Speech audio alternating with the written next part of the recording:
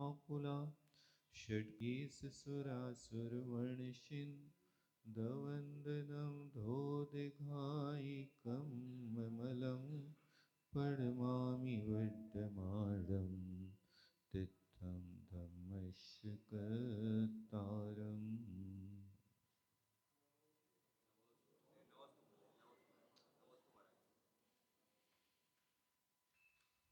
यहाँ पर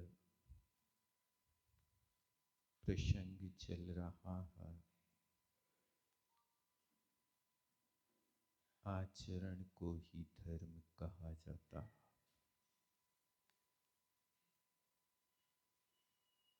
आचरण तुम्हारा शुद्ध नहीं, कल्याण तुम्हारा उद्देश्य।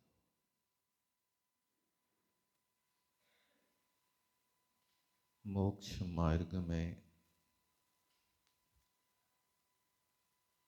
आचरण प्रधान हुआ करता, लेकिन आचरण समीचीन श्रद्धा के साथ में होता है तो वो आचरण कार्यकारी माना जाता है।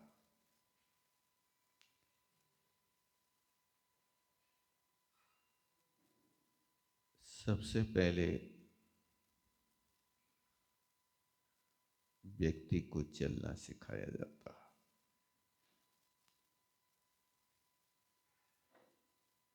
बच्चे का जन्म होता है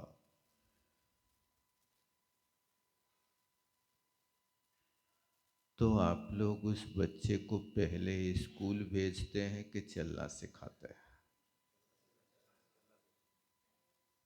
पहले जब अपने पैरों से चलने लगता है तब तो स्कूल जाएगा। जब तक वो अपने पैरों से चलने के योग्य नहीं होता तब तक कौन व्यक्ति है कि अपने बच्चे को विद्यालय भेज देता। इसी तरह सब वास्तविक सुख को पाने के लिए पहले चलना होता है। उस बच्चे को सबसे पहले उंगली पकड़ करके चलना सिखाना पड़ता है।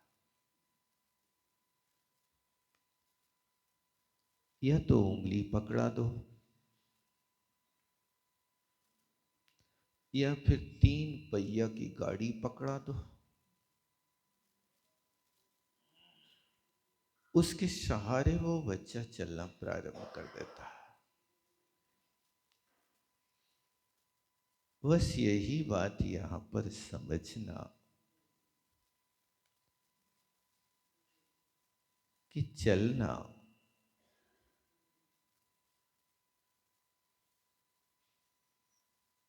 लेकिन संभल के चलना।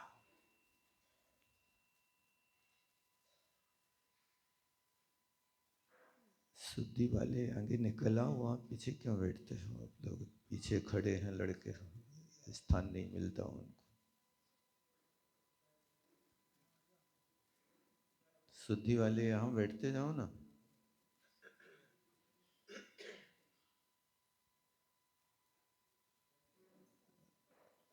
तो यहां पर मुख्यतः आचरण की हुआ करते हैं। तो आचार्य महाराज ने कहा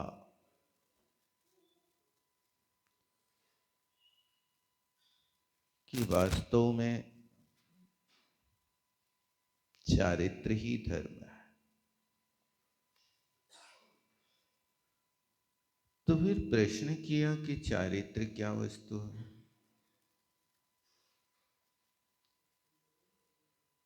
तो ध्यान रखना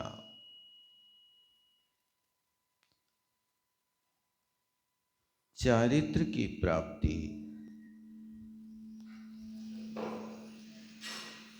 अनंतानुबंधी, अप्रत्याख्यान, प्रत्याख्यान,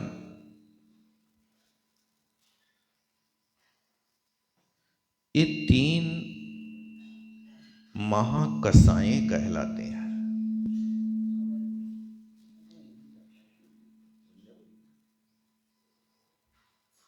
इन कसाइयों को सिद्धांत की अपेक्षा से कहा जाए तो सर्वघाती कसाएं कहलाते हैं।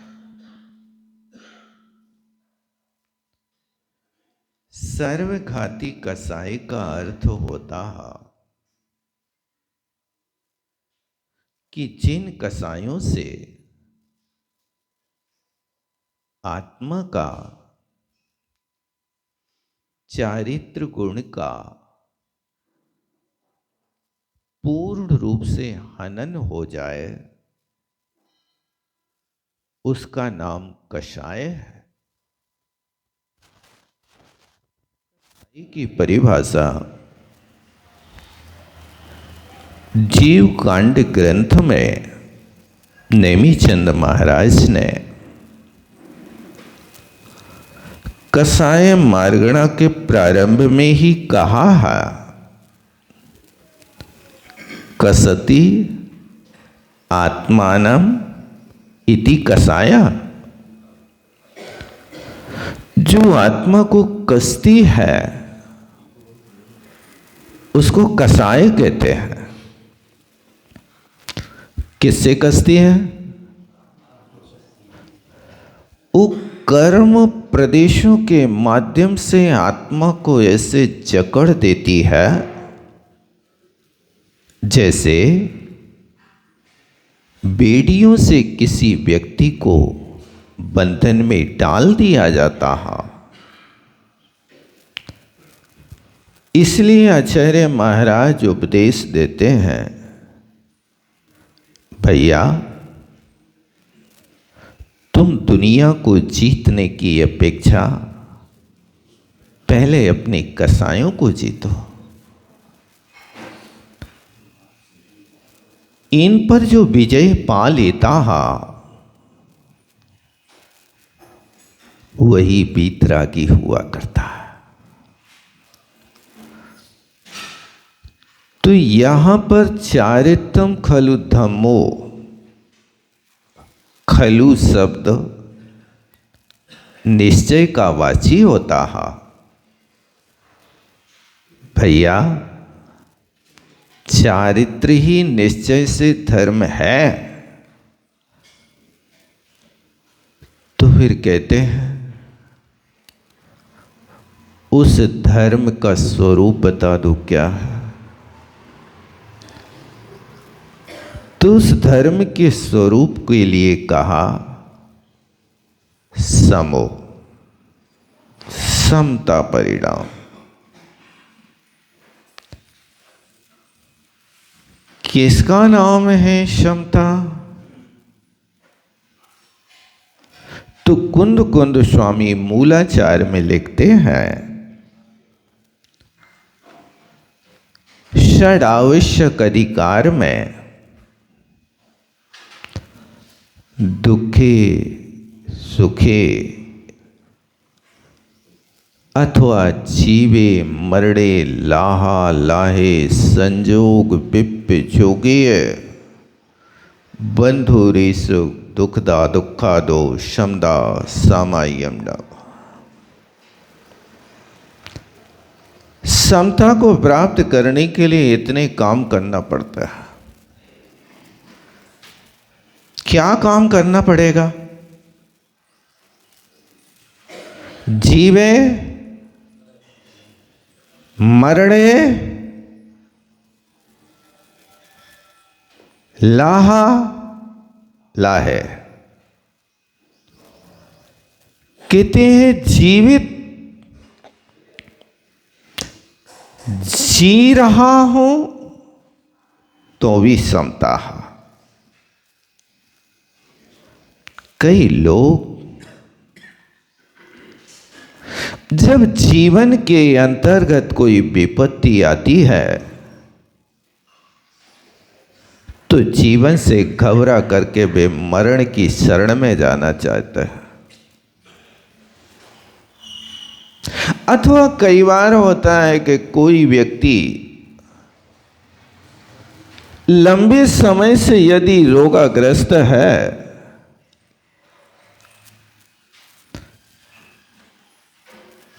तो लोग कहने लगते हैं भगवान जल्दी सुन लो। सुना कभी आप लोगों ने? और यदि कोई वर्षों के रोग के साथ मर जाए तो लोग कहने लगते हैं वे मर नहीं गए, जी गए, सुधर गए, अपनी अपनी भाषा में।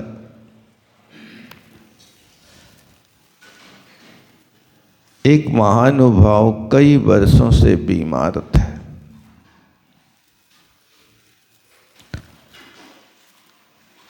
तो उन महानुभाव की पत्नी से यदि कोई पूछे कि अम्मा जी, दादाजी कैसे हैं, तो वे माँ जी कहा करती थी कि का बताएं भैया, ने अच्छे होए ने कछू होए। ये भाषा को समझते आप लोग क्या कहलाते हैं? ना अच्छे हो रहे कछू हो रहे, मतलब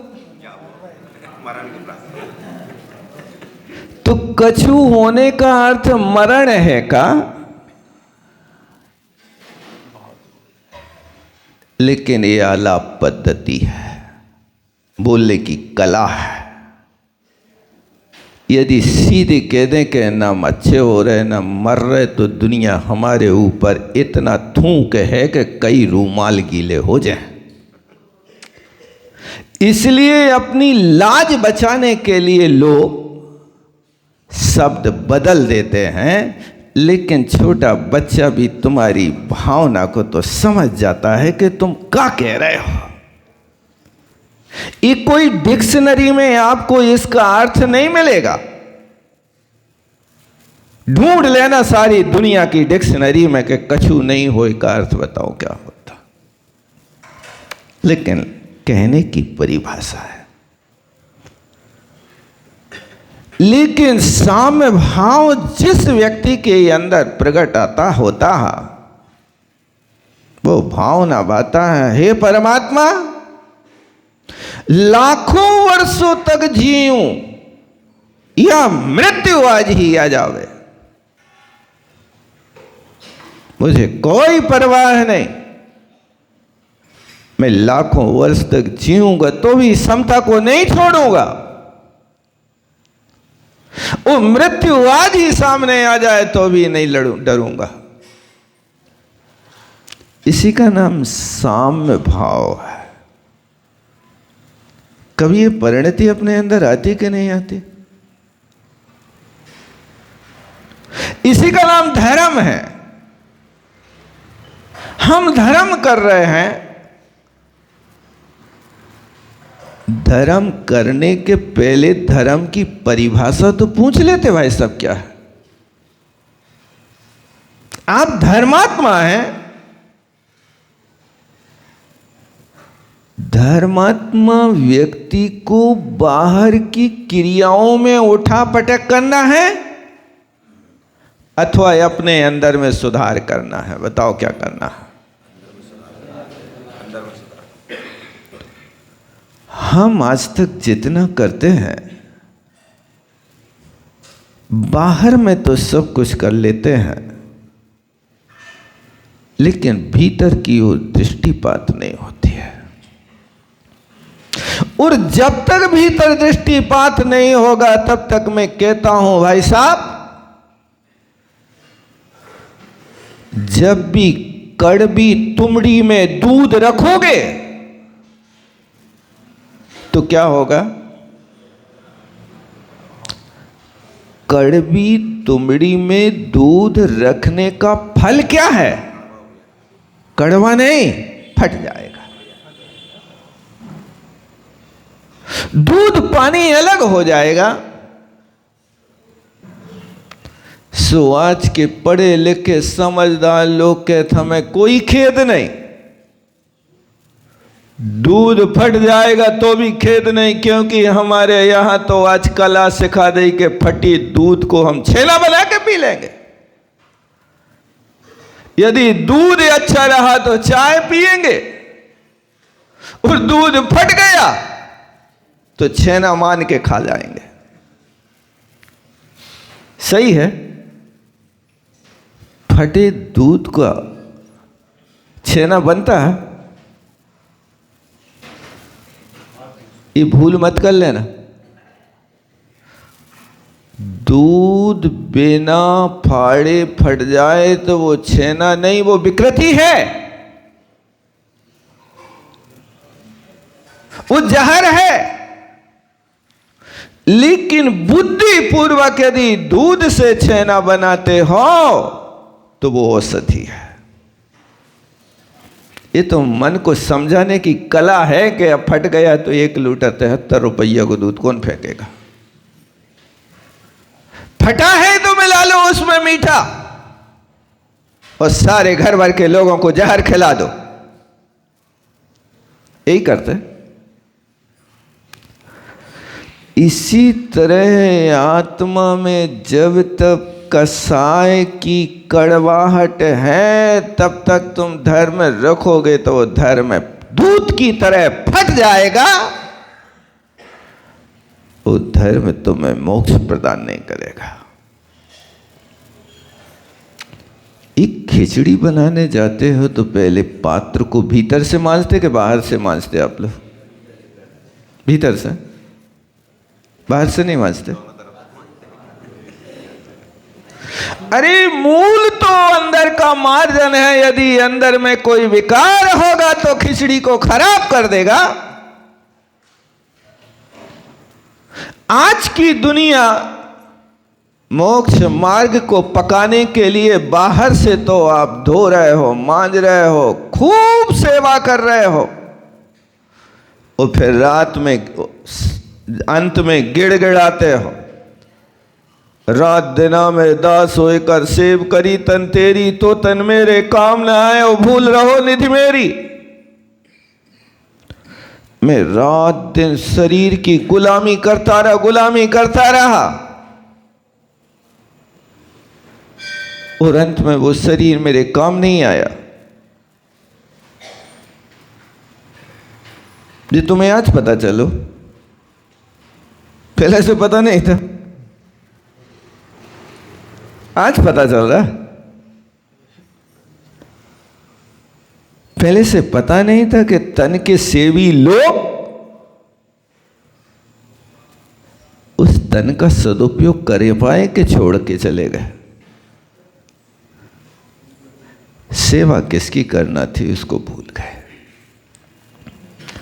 इसलिए ध्यान रखो कि जो भगवान के सामने कहते हो कि लाखों वर्षों जियो, आप लाखों वर्ष तक जिए लेकिन समता के साथ जिए। वो लाखों वर्ष यदि हाहा दैया करके जी रहे हो, तड़प तड़प करके जी रहे हो, तो जीना जीना नहीं है। तो फिर मर जाए? नहीं, मर भी नहीं सकते। यदि मरने की भावना करते हो तो भी तुम्हारा समता धर्म छूटता है। मृत्यु आज ही आ जावे, मौत आ रही है तो मैं भागूंगा नहीं, लेकिन मौत नहीं है तो बुलाऊंगा नहीं। इसी का नाम समता। जैसी परिस्थिति में हो उस परिस्थिति में प्रसन्न रहने की कोशिश करो। सुख है तो भी समझना कि ये शाश्वत नहीं है, और दुख है तो भी समझना कि ये शाश्वत नहीं है। क्योंकि ये सुख दुख इंद्रियजन है। ये सुख दुख वेदनी कर्म की उदय से होने वाली वस्तु है, और वेदनी कर्म की उदीर्णा जो होगी वो चाहे साता की हो या साता की हो, 6 महीने से ज़्यादा नहीं हो सकती है। उसके बाद उसका रूप बदल जाएगा, उपयोग बदल जाएगा। इसलिए कोशिश करें कि सुख के दिन तो लोगों को पता नहीं चलते कब निकल गए, लेकिन दुख की रात बरसों जैसे व्यतीत होती है। होता ना ऐसा? दुख की रात बहुत बड़ी होती है, प्रतीक्षा की घड़ी बहुत बड़ी होती है। इसलिए कोशिश करो छोटा छोटा आचरण करके साम्य भाव को अपनाने की।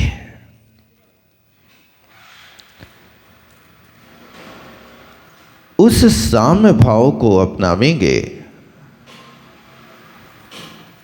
तो वास्तव में आपके जीवन का बहुत बड़ा उत्थान होगा। इसलिए कुंद कुंद स्वामी मूलाचार में कह रहे हैं, जीवे मरणे, जीवन में मरण में लाहा लाहे, लाभ में अथवा अलाभ में। देखो ये पंक्ति मेरी भावना में भी उनने बिल्कुल यहीं से निकाल के रखी है। उसमें भी पढ़ते ना अपन, मेरी भावना में भी यहाँ है लाभा लाभ है, और वहाँ क्या पढ़ते हो?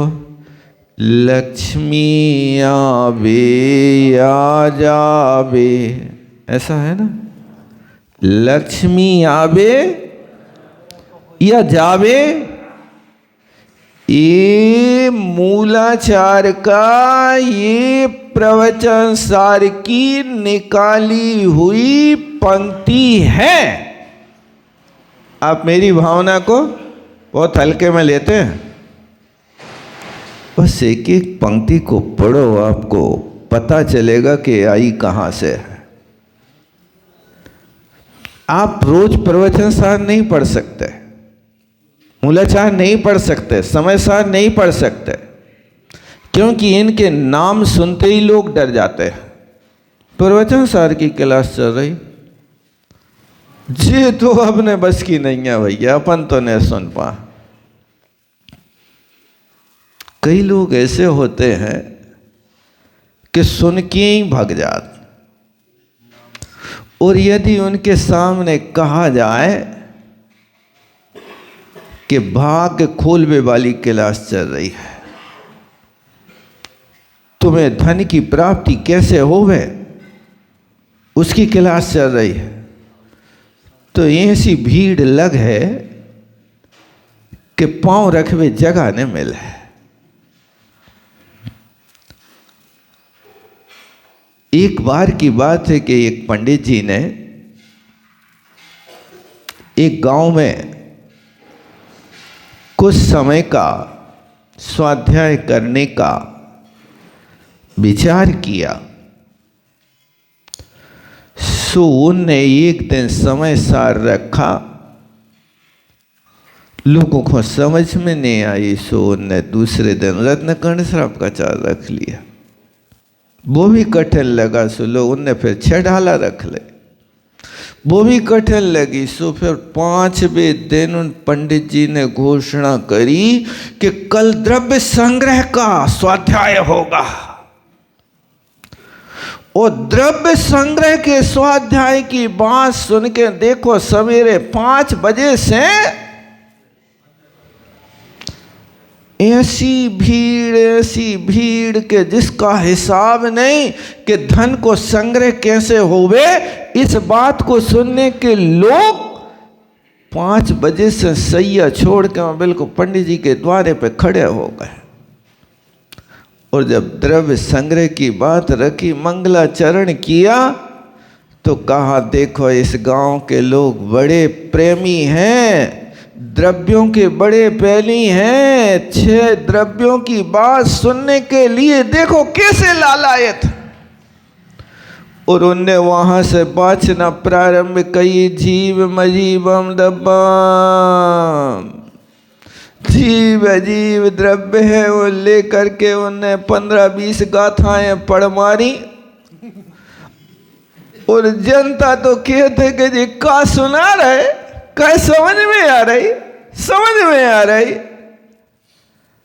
एक एक करके सब बाहर हो गए। जब बाद में वो अंतिम श्लोक के बाद पंडित जी ने आंख उठा के देखी, तो ते अकेलो सिर्फ माली बैठो तो। सबसे अच्छे श्रोता तो तुम ही हो भैया, पंडित जी ने कहा कि अंत तक, क्योंकि आम की डाल पे मुश्किल से आम पक पाऊ, तुम अच्छे श्रोता हो।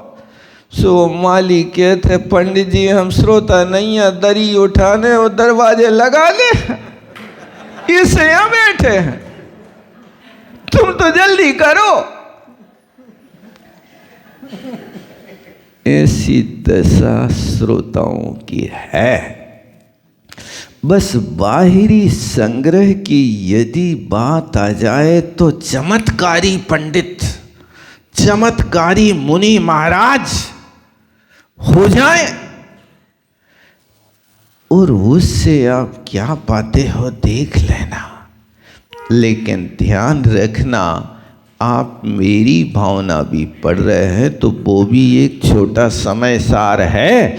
यहीं ये तो लिखा है इनने कि लाभालाभ है, कुंद कुंद स्वामी के ये वचन है मूलाचार के, और वही वचन निकाल करके यहां मेरी भावना में रखा। लक्ष्मी आवे या जावे, मैं साम्य भाव रखूं, ये बात वहां भी बता रहा है। लक्ष्मी आ जाए तो भी हर्ष नहीं, और चली जाए तो कोई विषाद नहीं।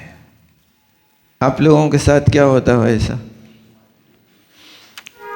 यदि घाटा लग जाए, 4200 को चना 3800 में बिक जाए, तो लोग कुआं और बापियां खोदने लगते हैं, फंदा लगाने की बात सोचने लगते हैं। और जब कभी लॉटरी खुल जाए, 4200 को चना 6200 हो जाए, तो दीपावली मनाने लगते हैं, बहुत आनंद है।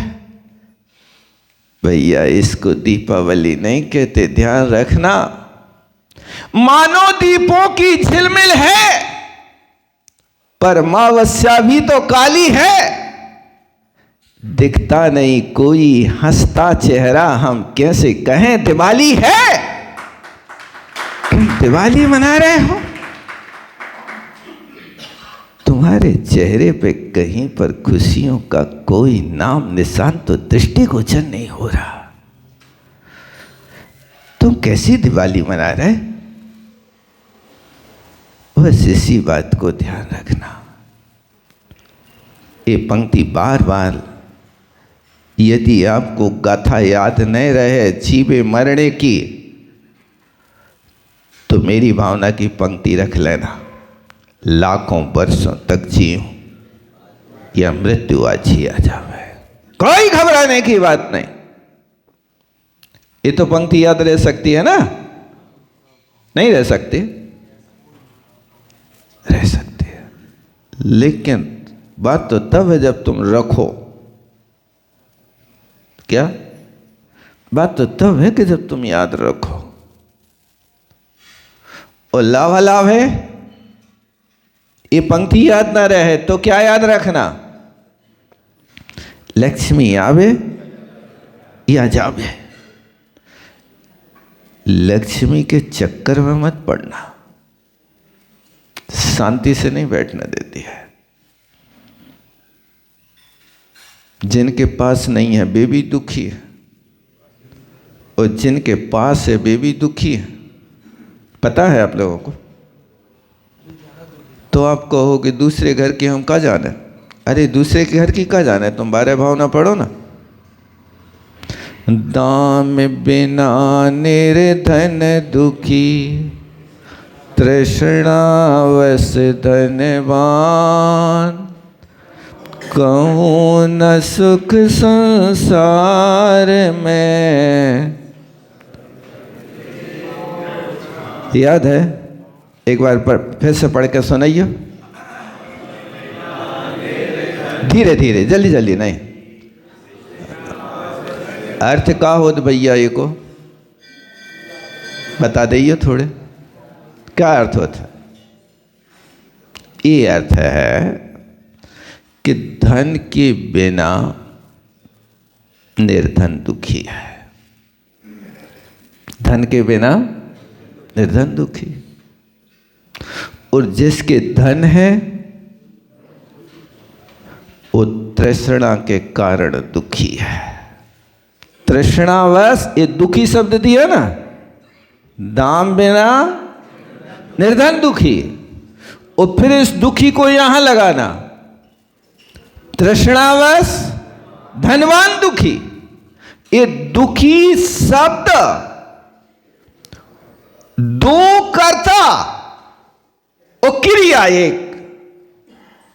निर्धन दुखी है तो धनी भी दुखी है, बस दोनों का अंतर कितना है? एक अभाव में जी रहा है, अभाव में दुखी है, और दूसरा सद्भाव में दुखी है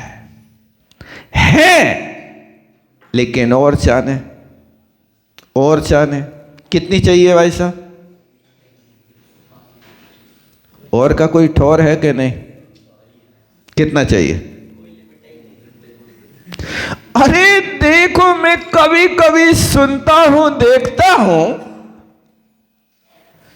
कि जो व्यक्ति खरबों के महल में रह रहा,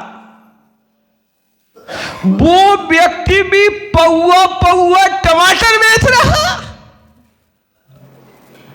नहीं सुना आप लोगों ने? फ्रेश मॉल, अनुभव है क्या? नहीं, नहीं है पता, बिक रहा है। भारत का प्रसिद्ध अमीर व्यक्ति, हम नहीं कह रहे, दुनिया जानती है। समझ तो गए हुई हो आप लोग? कितने नंबर पे है भैया वो? 1 पे के 2-3 पे, जो भी हो, एक आतांगे और हो, इंडिया में पहले। और वो ही भटा टमाटर बेच रहे। जबलपुर में बिक रहे कि नहीं बिक रहे? हमने तो इंदौर में तो देखा था उस समय, 15 साल पहले, 20 साल पहले बिक रहे ना जबलपुर। तो वो थोक में बेच रहे हो है कि फुटकर बेच रहा है? भटा टमाटर, अमीर व्यक्ति, क्यों? तृष्णावश धनवान। ये तृष्णा के कारण दुखी है कि दुनिया की कोई वस्तु ऐसी ना रहे कि जिसका पैसा मेरे पास ना हो। लेकिन आचार्य महाराज कहते हैं तुम धन संग्रह करोगे, लेकिन नहीं स्वच्छाम्बुबी पूर्णा कदाचिदपि सिंधवा। समुद्र कभी निर्मल अच्छे पानी से नहीं भरा जाता। दुनिया भर के पानी की गटर हो चाहे सटर हो चाहे दुनिया हो, सबका मील जहाँ होता है वहाँ समुद्र होता है।